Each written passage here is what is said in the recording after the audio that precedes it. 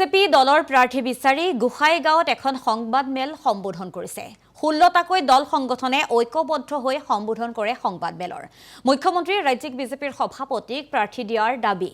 1 নং গোসাইগাঁও বিধানসভা সমষ্টিত বিজেপিৰ সমৰ্থন থকাৰো দাবী কথা উল্লেখ কৰিছে আৰু সংবাদমেলত উল্লেখ কৰে গোসাইগাঁও বিধানসভা সমষ্টিত যথেষ্ট বিজেপি ভোটাৰ থকাৰ উপৰিও দলীয় ভেটি বহুগুণে শক্তিশালী হৈ আছে আৰু বিধানসভা নিৰ্বাচনত গোসাইগাঁও সমষ্টিত বিজেপি দলে এগৰাকী উপযুক্ত প্ৰাৰ্থী প্ৰক্ষেপ কৰিব বুলি দল সংগঠনসমূহে আশা প্ৰকাশ কৰাৰ লগতে দলৰ শীৰ্ষ কৰ্তৃপক্ষলৈও দাবী জনাইছে।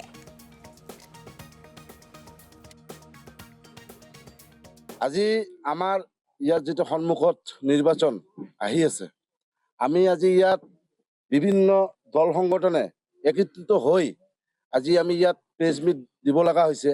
এইটোৰ কাৰণতে যে আমি দীৰ্ঘদিনৰ পৰা বহু দিনৰ পৰাই যেতিয়া আমাৰ ৰাজ্যিক বিজেপিৰ প্ৰেছিডেণ্টসকলে আহে, ইয়াত মন্ত্ৰীসকলে আহে, আমি দল সংগঠনৰ পৰা আমি সিহঁতক বাৰে বাৰে আমি আপত্তি কৰি থাকোঁ যে আমাৰ ইয়াত বিজেপি প্ৰাৰ্থী দিব লাগে।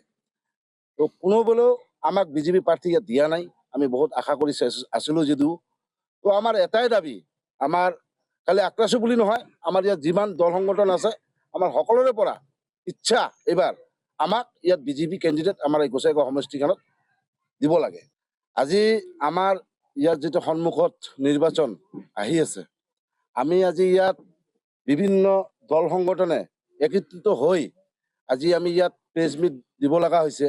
এইটোৰ কাৰণতে যে আমি দীৰ্ঘদিনৰ পৰা বহু দিনৰ পৰাই যেতিয়া আমাৰ ৰাজ্যিক বিজেপিৰ প্ৰেছিডেণ্টসকলে আহে, ইয়াত মন্ত্ৰীসকলে আহে, আমি দল সংগঠনৰ পৰা আমি সিহঁতক বাৰে বাৰে আমি আপত্তি কৰি থাকোঁ যে আমাৰ ইয়াত বিজেপি প্ৰাৰ্থী দিব লাগে। তো কোনোবেলেও আমাক বিজেপি প্ৰাৰ্থী ইয়াত দিয়া নাই। আমি বহুত আশা কৰি আছিলোঁ যদিও, তো আমাৰ এটাই দাবী, আমাৰ খালি আক্ৰাছো বুলি নহয়, আমাৰ ইয়াত যিমান দল সংগঠন আছে আমাৰ সকলোৰে পৰা ইচ্ছা এইবাৰ আমাক ইয়াত বিজেপি কেণ্ডিডেট আমাৰ এই গোসাইগাঁও সমষ্টিখনত দিব লাগে।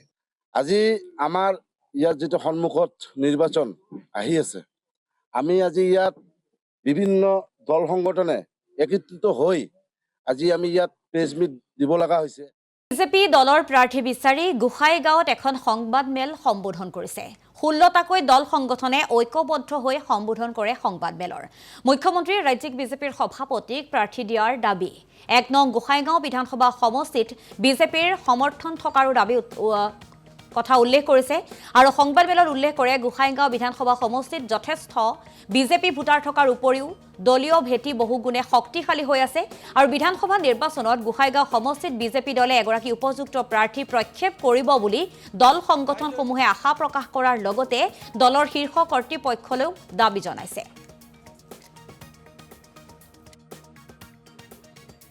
আজি আমাৰ ইয়াত যেটো সন্মুখত নিৰ্বাচন আহি আছে, আমি আজি ইয়াত বিভিন্ন দল সংগঠনে একত্ৰিত হৈ আজি আমি ইয়াত প্ৰেছ মিট দিব লগা হৈছে। এইটোৰ কাৰণতে যে আমি দীৰ্ঘদিনৰ পৰা বহু দিনৰ পৰাই যেতিয়া আমাৰ ৰাজ্যিক বিজেপিৰ প্ৰেছিডেণ্টসকলে আহে, ইয়াত মন্ত্ৰীসকলে আহে, আমি দল সংগঠনৰ পৰা আমি সিহঁতক বাৰে বাৰে আমি আপত্তি কৰি থাকোঁ যে আমাৰ ইয়াত বিজেপি প্ৰাৰ্থী দিব লাগে। তো কোনোবেলেও আমাক বিজেপি প্ৰাৰ্থী ইয়াত দিয়া নাই। আমি বহুত আশা কৰি আছিলোঁ যদিও, তো আমাৰ এটাই দাবী, আমাৰ খালি আক্ৰাছো বুলি নহয়, আমাৰ ইয়াত যিমান দল সংগঠন আছে আমাৰ সকলোৰে পৰা ইচ্ছা এইবাৰ আমাক ইয়াত বিজেপি কেণ্ডিডেট আমাৰ এই গোসাইগাঁও সমষ্টিখনত দিব লাগে। আজি আমাৰ ইয়াত যেটো সন্মুখত নিৰ্বাচন আহি আছে, আমি আজি ইয়াত বিভিন্ন দল সংগঠনে একত্ৰিত হৈ আজি আমি ইয়াত প্ৰেছ মিট দিব লগা হৈছে।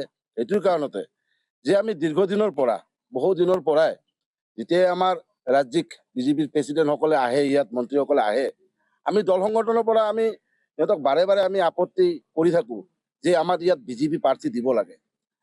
তো কোনোবেলেও আমাক বিজেপি প্ৰাৰ্থী ইয়াত দিয়া নাই।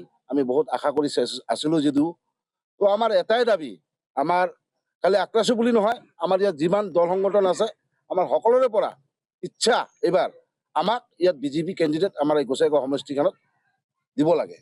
আজি আমাৰ ইয়াত যেটো সন্মুখত নিৰ্বাচন আহি আছে, আমি আজি ইয়াত বিভিন্ন দল সংগঠনে একত্ৰিত হৈ আজি আমি ইয়াত প্ৰেছ মিট দিব লগা হৈছে।